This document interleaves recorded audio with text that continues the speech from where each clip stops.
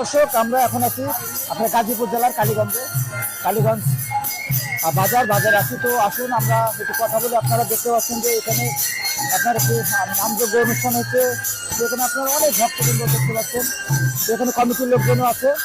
তো আমরা একটু কমিটির সাথে কথা বলবো, সঙ্গে থাকুন। নমস্কার দাদা। দাদা আপনার নাম?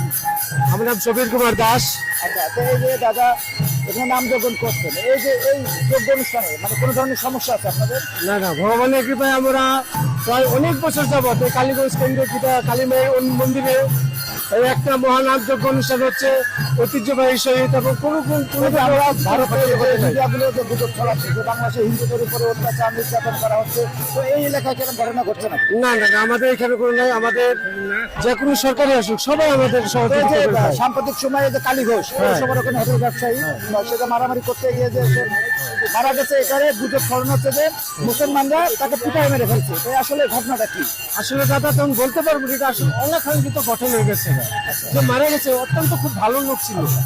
কারণ মুসলমানরা পিটায় তো মারিনি, এটা কি মারামারি? পিঠে মারছে ঠিক আছে, কিন্তু যে মারছে হচ্ছে ও তার ঘর শুনে কিছু নাই, রাগটা আছে।